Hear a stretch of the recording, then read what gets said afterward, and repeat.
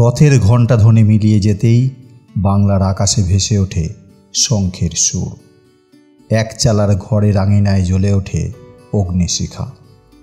মাটির গন্ধ আর রঙের মহাযাত্রা শুরু হয় এখানেই। কুমোরটুলির হাতের ছোঁয়ায় কালীঘাটের পটে জন্ম নেয় এক অপরাজিতা, যার নাম দুর্গা।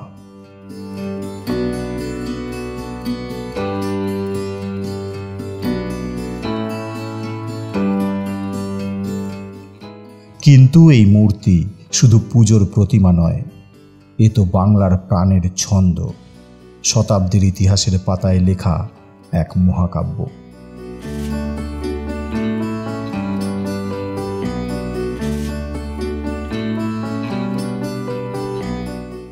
পটুয়াপাড়ার শিল্পীরা ইতিমধ্যেই রূপদান করেছেন 10 হাতের। এক টুকরো খড়, এক ফোঁটা সিঁদুর, এক জীবনের সমর্পণ, এই তো বাংলার বরপুত্রদের সাধনা।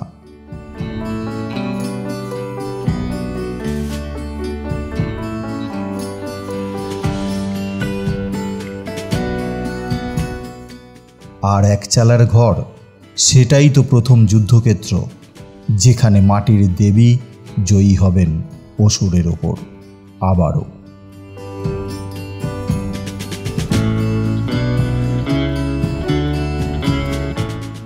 তাই তো বলি, দুর্গাপুজো শুধু 5 দিনের উৎসব নয়, এ তো সেই মহাযাত্রা যা শুরু হয় একচালার ঘরে, শিল্পীর স্বপ্নে, ভক্তের প্রার্থনায় আর বাংলার অদম্য ঐতিহ্যের বুকে।